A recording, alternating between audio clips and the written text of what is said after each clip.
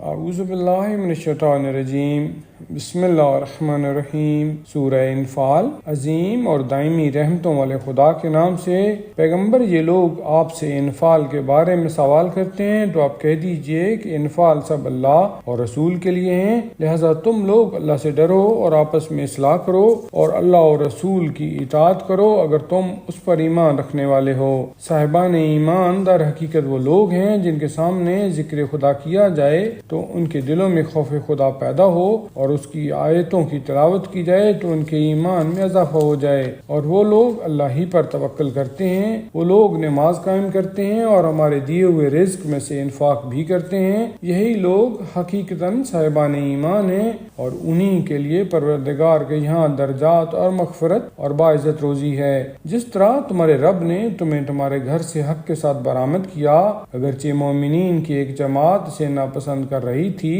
یہ لوگ آپ سے حق کے واضح ہو جانے کے بعد بھی اس کے بارے میں بحث کرتے ہیں، جیسے کہ موت کی طرف ہنکائے جا رہے ہوں اور حسرت سے دیکھ رہے ہوں۔ اور اس وقت کو یاد کرو جبکہ خدا تم سے وعدہ کر رہا تھا کہ دو گروہوں میں سے ایک تمہارے لیے بہرحال ہے، اور تم چاہتے تھے کہ وہ طاقت والا گروہ نہ ہو، اور اللہ اپنے کلمات کے ذریعہ حق کو ثابت کرنا چاہتا ہے اور کفار کے سلسلہ کو قطع کر دینا چاہتا ہے تاکہ حق ثابت ہو جائے اور باطل فنا ہو جائے، چاہے مجرمین اسے کسی قدر برا کیوں نہ سمجھیں۔ جب تم پروردگار سے فریاد کر رہے تھے تو اس نے تمہاری فریاد سن لی کہ میں 1000 ملائکہ سے تمہاری مدد کر رہا ہوں جو برابر ایک کے پیچھے ایک آ رہے ہیں، اور اسے ہم نے صرف ایک بشارت قرار دیا تاکہ تمہارے دل مطمئن ہو جائیں، اور مدد تو صرف اللہ ہی کی طرف سے ہے، اللہ ہی صاحب عزت اور صاحب حکمت ہے۔ جس وقت خدا تم پر نیند غالب کر رہا تھا جو تمہارے لیے باعث سکون تھی،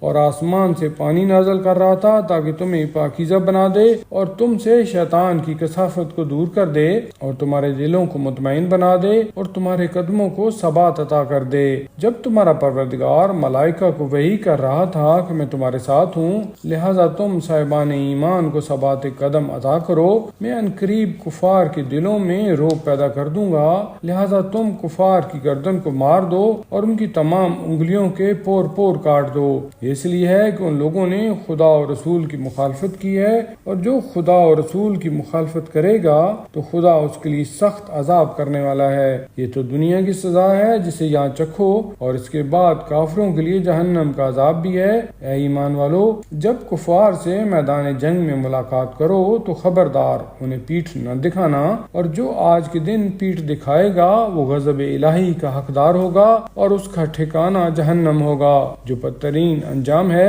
علاوہ ان لوگوں کے جو جنگی حکمت عملی کی بنا پر پیچھے ہٹ جائیں یا کسی دوسرے گروہ کی پناہ لینے کے لیے اپنی جگہ چھوڑ دیں۔ بس تم لوگوں نے ان کفار کو قتل نہیں کیا بلکہ خدا نے قتل کیا ہے، اور پیغمبر آپ نے سنگریزے نہیں پھینکے ہیں بلکہ خدا نے پھینکے ہیں، تاکہ صاحبان ایمان پر خوب اچھی طرح احسان کر دے کہ وہ سب کی سننے والا اور سب کا حال جاننے والا ہے۔ یہ تو یہ احسان ہے، اور خدا کفار کے مکر کو کمزور بنانے والا ہے۔ اگر تم لوگ فتح چاہتے ہو تو یہ فتح آ گئی، اور اگر تم جنگ سے باز آ جاؤ تو اس میں تمہارے لیے بھلائی ہے، اور اگر دوبارہ ایسا کرو گے تو ہم بھی پلٹ کر آ رہے ہیں، اور تمہارا گروہ کتنا ہی بڑا کیوں نہ ہو کام آنے والا نہیں ہے، اور اللہ ہمیشہ صاحبان ایمان کے ساتھ ہے۔ ایمان والو، اللہ اور رسول کی اطاعت کرو اور اس سے روگردانی نہ کرو جبکہ تم سن بھی رہے ہو، اور ان لوگوں جیسے نہ ہو جاؤ جو یہ کہتے ہیں کہ ہم نے سنا حالانکہ وہ کچھ نہیں سن رہے ہیں۔ اللہ کے نزدیک بدترین زمین پر چلنے والے وہ بہرے اور گونگے ہیں